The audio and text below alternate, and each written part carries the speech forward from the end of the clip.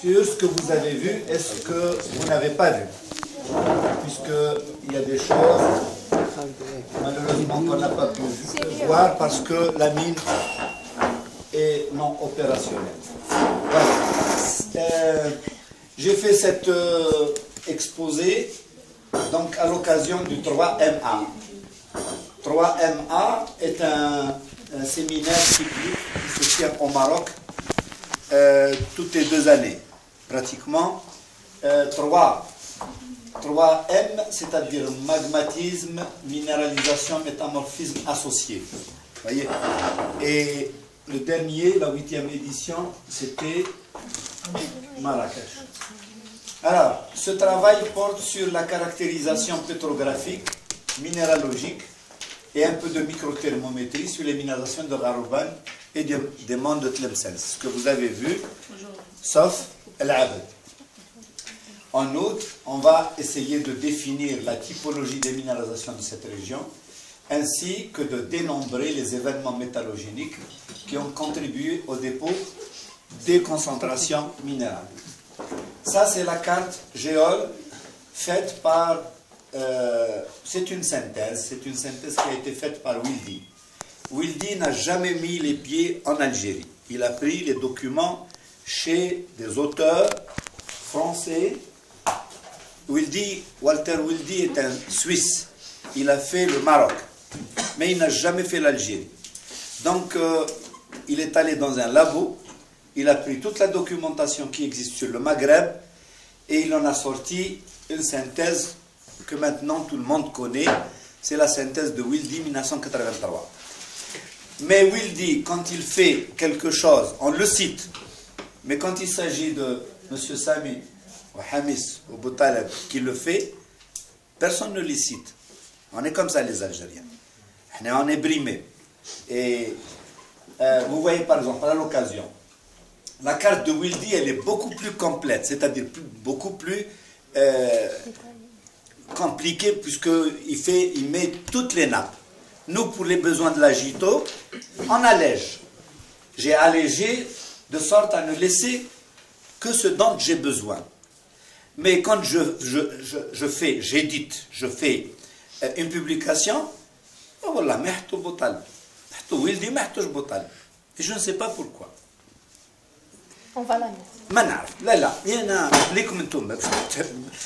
Parce que vous allez être les cadres de demain. J'ai trouvé mes documents entre les mains de nos étudiants. Ils prennent ce qu'on a écrit. Je dis, ça c'est à moi. Et Cheikh, on ne peut pas faire mieux que vous. Mais citez, dites que c'est Boutaleb. Vous l'avez fait. Demain, les autres vont venir, mais ils ne savent pas que c'est Boutaleb. D'accord? Donc, il faut rendre à César ce qui appartient à Jules. D'accord? Alors, je continue. Donc, ça, c'est une synthèse qui a été faite par Wildy. On l'a simplifiée afin de montrer où est la situation, regardez, du Gharouban qui est dans l'ellipse rouge. Vous voyez Oujda. Oujda, c'est le point noir à gauche. Et le Gharouban, c'est ce que j'ai essayé de vous initier en vous disant qu'il s'agit d'un petit rectangle de direction nord 80. C'est ça. Le rouge, c'est le socle. Et le bleu, c'est le lias. Ensuite, le bleu, avec le bleu foncé. Alors que le bleu clair, c'est le Doguer et le Jurassique. Le Jurassique supérieur. Le Doguer et le mâle. D'accord? Mais remarquez que Gharouban ressemble beaucoup à une petite patate à droite, à côté de Saïda. Alors, à Saïda, un certain auteur qui s'appelle Lucas a fait un travail aussi bien à Saïda qu'à Gharouban. Et il trouve qu'à Saïda, la géologie est meilleure. Et d'ailleurs, toute la géologie de Gharouban a été faite par analogie à Saïda. Ou là encore, si on va vers le Maroc, c'est encore mieux. Donc le Gharouban est un peu difficile. Si ça vous paraît facile parce que je vous ai carrément mâché le maximum, tant mieux. Et si jamais vous allez à Saïda, vous allez voir que c'est un peu plus simple. Donc la région de Gharouban appartient à l'ère métallogénique nord-occidentale de la chaîne thélienne, le long de la frontière algéro-marocaine. Vous allez me dire, et l'autre aire métallogénique, voilà. Laquelle? Et comment vous subdivisez ces aires métallogéniques? En somme, il y a deux grandes aires métallogéniques en Algérie. Je fais le partage sur le méridien d'Alger. Maintenant, Alger, ouest, c'est l'aire métallogénique ouest. Ou Alger, en allant jusqu'à la frontière tunisienne, c'est l'aire métallogénique orientale. Bien entendu, elles n'ont pas la même densité des indices et gisements. À l'est, il y a beaucoup plus d'indices, mais à l'ouest, les indices ou les gisements qui existent sont beaucoup plus économiques. C'est le cas de l'Abel. Je continue. Ça, c'est le log lithostratigraphique de la région. Dans les monts de Tlemcen, le socle hercynien apparaît en Horst. Ce Horst est recouvert en discordance par un trias lacunaire. C'est le TAG. C'est le trias des Horst. C'est le trias des dépressions. C'est le trias que vous avez vu hier. Et une épaisse succession du Jurassique. Vous avez ici une colonne qui a été reprise en anglais. Vous avez donc le Silurien, le Dévonien, le Carbonifère avec le Lower, Middle and Upper, le Trias et enfin le Jurassique. Là, vous connaissez maintenant. Vous avez vu cette photo, Yanni, au moins cette image-là, vous l'avez en tête. Oui. Ça, c'est le Harouban. À droite, c'est le socle, à gauche, c'est la couverture. Et la faille passe à peu près à ce niveau-là. Voilà, socle paléozoïque et couverture jurassique.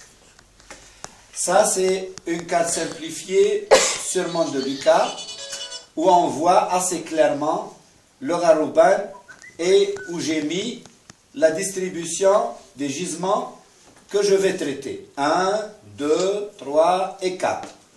1, c'est le Harouban. 2, c'est Deglen. 3, c'est Bnisnus. Et 4, c'est Bni Bahdel. Alhamdoulilah, vous les avez visités tous. Par contre, 5, vous ne l'avez pas vu. Et pourtant, vous êtes dessus. Donc, 1, je répète, c'est Harouban au sens strict, ce que vous avez visité le deuxième jour. Le 2, c'est ce que vous avez visité le premier jour, c'est de Glen. Et vous voyez la position de 1 et 2, c'est à peu près le même trend. Enfin, 3, c'est ce qu'on a vu hier. Et enfin, 4, c'est ce qu'on a fait aujourd'hui. Et vous voyez qu'on est une fois sur le socle et une fois on est sur le lias.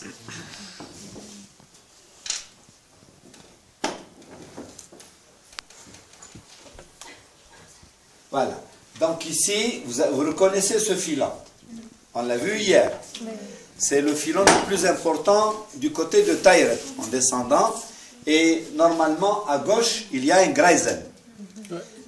Quand je montrais ça, je ne l'ai jamais cité. Mais avec vous, on a découvert que sur les épentes, il y a une grésinisation. D'accord? Alors que le filon, il fait à peu près 40 cm et il est zoné. Qui va zoner massif sur les épentes et palissadique en blanc, palissadique au milieu. Et puis il y a présence d'oligiste. À droite, c'est un échantillon qui a été prélevé un peu plus loin et on voit que le quartz remplit des espaces ouverts qu'on appelle drusses. Donc ici, veine et vénule de quartz tourmaline. Ces veines forment surtout des stockworks denses de quelques centimètres où ces veines se présentent aussi en fente de tension de quelques décimètres de direction nord 110 jusqu'à 150. Vous vous rappelez de la 130, 130, 130, 130, 135. Les voici, elles sont là-dedans. Et ces veines affectent les granites roses et les granites gris. Le remplissage des veines est composé de quartz massif ou montre des textures andreuses et aussi palissadiques, je rajoute. Là, c'est le Harouban. On est allé sur le Harouban. Rappelez-vous que le Harouban, c'est la partie centrale. C'est le... Regardez, c'est l'inversion des reliefs. L'inversion des reliefs, elle est là. Vous avez le Jurassique plus haut que le socle, alors que le socle était en guise d'île. Et le Jurassique supérieur était au fond de la mer. Maintenant, c'est l'inverse. Le socle, il se trouve en dépression. Bref, je reviens. Les gîtes de Gharouban et de Bni Abir présentent des veines métriques de barytine massives, des vénules centimétriques de sulfure, avec un peu de galène, de la calcopyrite et de la pyrite, ce qu'on a cassé au niveau de la laverie. Vous voyez les filants, bien que les photos n'apparaissent pas bien parce qu'on n'a pas eu une bonne projection. Sinon, il y a Mouloud Issaïd qui est là, dans la deuxième photo en bas. C'est Al Banks. Tu as vu le Banks? Yassine et compagnie. Donc, comme les filants. J'ai fait la projection. Voilà. Là, c'est la carte géole schématique de la région de Bnisnous. C'est un document de l'ENOF. Il n'est pas édité, inédit. Et là, à Bnisnous, il y a 5 filons de barytine encaissés dans des schistes, des quartzites. Le granit et le calcaire du Jurassique ont été exploités sans beaucoup de succès par l'ENOF, puisque l'exploitation était infructueuse. Voilà comment se présente la barytine de Bnisnous. La première photo, c'est une veine en blanc au-dessus de la galerie. Elle est restée telle qu'elle. Et là-dedans, elle est encaissée dans les micaschistes, ou dans les schistes. Ce n'est pas des micaschistes, c'est des schistes. En bas, où il y a la boussole, c'est le granit avec une petite veine de barytine. À droite, c'est encore la barytine dans le granit. Donc, la plupart des veines sont de plusieurs centaines de mètres de long. L'orientation est nord 50 à nord 75. Un plongement de 60 à 90, c'est-à-dire vertical sur vertical. Et les veines de barytine, elles font 0,1 jusqu'à 2 mètres d'épaisseur. Et elles présentent des textures massives, bréchiques ou drusiques. C'est cette barytine rose qui pose problème. Est-ce qu'il y a 2 barytines ou une seule barytine? Vous allez voir qu'il y a une barytine aussi dans le Jurassique. Voilà. C'est la polémique que nous avons fait Voilà. Donc là, vous êtes à Manchar et Bni Bahdel. Vous reconnaissez le filon de Bni Bahdel? On était aujourd'hui juste, je trouve un stylo. C'est l'entrée dans la galerie. C'est ce qu'on avait pris en photo la dernière cam. Sinon, voilà ce que vous avez raté, c'est les calcaires micritiques avec de l'asphalérite sur les épentes et de la calcite au milieu, plusieurs échantillons, 4 échantillons. Donc à l'est se trouvent les gisements d'El Menchar et de Bni Bahdel, ce que vous avez visité aujourd'hui. Ce sont 2 grands filons de plusieurs centaines de mètres. Le remplissage est constitué de barytine et de calcite avec de rares sulfures, à savoir galène. Vous avez reconnu vous-même l'asphalérite. La calcopyrite se voit au microscope, le tout étant lié à des fractures de direction, soit nord-sud, soit est-ouest. Rappelez-vous, le nord-sud, c'était le dernier. هكذا صبنا est-ouest صبنا 80-90 لا تشفاو في المنشار وصبنا في بني بحدل nord-sud, nord-zéro. أيوة. Alors, là c'est l'abed. Malheureusement, vous n'avez pas vu l'abed. Je vous le présente quand même. Alors, vous avez... je pense qu'on n'a pas oublié... Voilà. On n'a pas oublié une photo. Non, on n'a pas oublié. Donc, il y a des minéralisations stratoïdes où les textures dominantes sont des remplissages d'espaces ouverts ou des disséminations. Dans ces photos, on voit sur le reste d'un pilier de soutènement, on dit l'exploitation s'est faite par chambre et pilier, et il reste un pilier. La partie supérieure des dolomies encaisse la minéralisation stratoïde. Elle se voit, elle est rubanée, et vous voyez ici une petite, si vous voulez, j'allais dire une veine, elle est horizontale, elle ne peut pas apparaître comme veine, mais le moyen. C'est de l'asphalérite pure, dans les dolomies. Alors pour les dolomies, vous avez fait des glaines. Oui. Alors vous pouvez, à partir de cette photo déjà, caractériser au moins 2 dolomies, si ce n'est plus. D'accord? La grise, elle est dite diagénétique. La blanche, elle est dite épigénétique ou la hydrothermale. Encore de la dolomie minéralisée avec de l'asphalérite, de la galène, de la pyrite. Et on distingue 2 phases de dolomitisation. La grise, à grain fin, elle est antéminérale, c'est-à-dire elle est antérieure, et la blanche étant post-minérale.